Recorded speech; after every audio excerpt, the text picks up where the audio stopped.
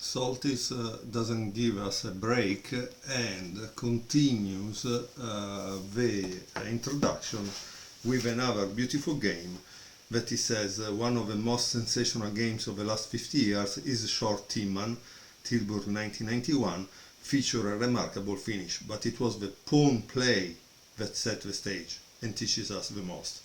So short was white and Timman was black. Short started with e4, knight f6, e5, knight d5, d4, d6, knight f3, g6.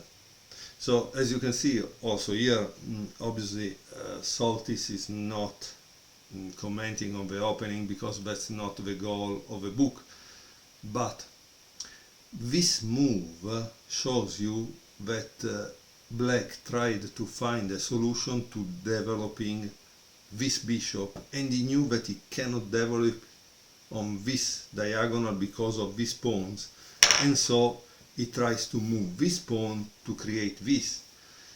So you need to pay attention to these little things, right? Because they will tell you a lot. Bishop c4, knight b6, bishop b3, bishop g7, queen e2, knight c6, castle and castle,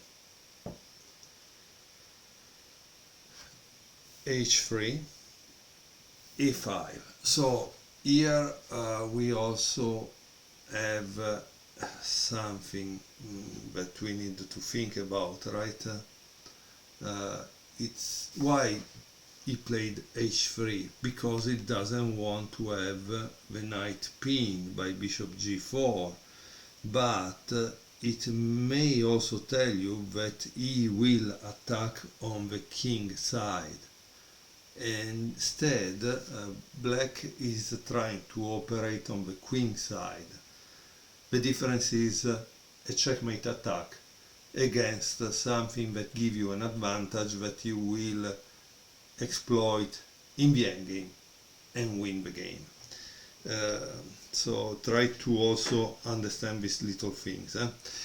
a4, d takes e5, d takes e5, and here there is knight d4. Knight takes d4, queen takes d4, rook e1, and now there is a move that is dubious, and it's e6. Why it's dubious, I don't know. I can suppose that the problem is this: where do you put it? And that's the thing that I told you with h3, right? If you put it here and he can play this, he has gained a tempo, and then you have to move it back somewhere. So, because when you want to develop a piece, you want to develop it in a place that it will not be moved again, especially in the opening. So e6 might not have been the best move, which means, however, that the idea, black idea to develop this is probably play this and this. So it's a long maneuver, a lot of tempi, right? So knight d2, knight d5. Okay, this knight d5 makes me think that maybe you want to play this and this, okay? Knight f3, queen c5, knight e4, and now there is a good move, queen b4. And now it's white to play. White can exploit the black king side if he can get his queen to h4, where it supports a possible bishop h6, right? And then there is an attack with knight g5, which threatens a checkmate here. So let me show you the typical formation that once you change, okay, this is what you do. And so you have an idea of how it works if you never saw it in real life. And what else he says? But queen b4, that it was played by black, obviously interrupt that plan, right? And the black allows bishop takes d5, e takes d5, queen takes d5, because bishop e6 would offer him an excellent counterplay for a pawn. Obviously Timman was one of the top players in the 90s.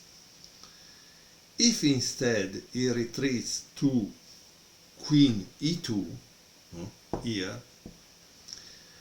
black can complete the development and be close to equality, like I said. So queen e2, you want to play b6 and this. Okay. Obviously b6 was one of the moves that he should play. And also that would offer him excellent play for a pawn. Okay, so that's it. White realized this. So if you are white, no, and you have to do something here, and you know that this is not good, and you cannot play this, what do you play to make your plan, right? Try to pause the video and find out, because this is what you will need to find out when you play in a tournament game. Short played bishop c4, boom. And then after knight b6, what do you think Short played? Because again, the idea I told you is this, okay? He wants to do this and give checkmate. But he can't if he exchanges the queens, right? So you need to find a way. What would you play now as white? Grandmaster Short, that is not short by the way, he's a tall guy, played b3.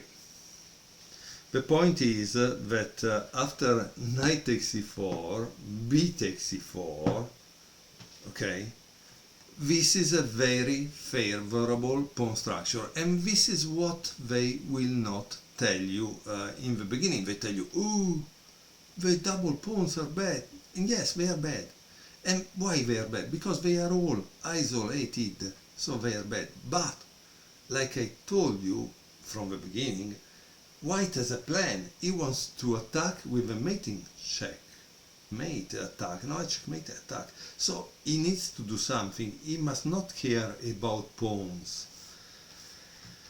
So now black cannot trade the queens, so white is happy of that, right? So let's see how it went. He played rook e8 because obviously he's trying to create an escape route. Then went with rook d1, queen c5, queen h4, we are starting to see what's going to happen, b6, bishop e3, queen c6, and now the idea probably is this and checkmate on there. Bishop h6, bishop h8, wow,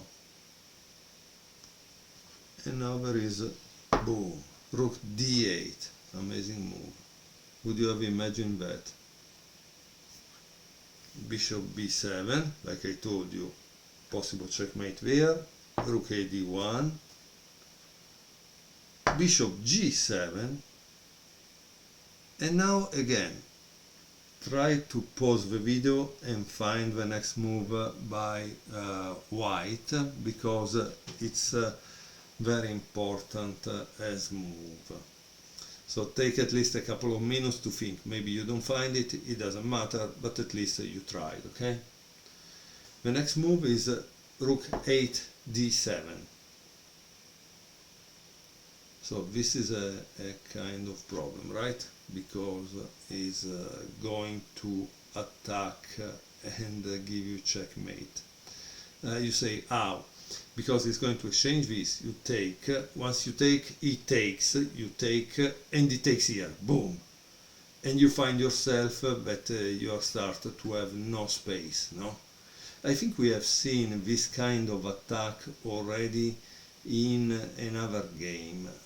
And again, as you can see, it's important to memorize the games, right? I think it was a romantic game between players of like 1800, but maybe not. Okay, so let's see what happened here. Black obviously immediately reinforced this. Bishop takes g7, king takes g7, and now you must continue the attack. But remember, you cannot play this because you get checkmated, right? So you must be careful about that. Rook 1 d4, rook a e8, queen f6, king g8, h4. So now I tell you this because this is a funny thing. This game is famous also for another reason, because there is a king, the white king, that goes all here up to give checkmate. And practically short, when he is giving a lecture or something, this is the game he shows every single time. It's like Rotlevi Rubinstein or Bayern Fischer. It's seen by everybody over and over and over. You cannot have a talk with Short if you don't remember that game, or if it doesn't show it to you. It's impossible practically. So that's very funny, but it's also a very beautiful game for that reason. So if you never saw it, it's okay, but when you saw it 10 times, you start to get a little bored, right? So let's see what happened. h5, and here it's white to play. So thanks to the pawn structure, white's pieces dominate. Thanks to the dominating pieces, black has no counterplay. All it takes for white to win is to add one more piece to the attack.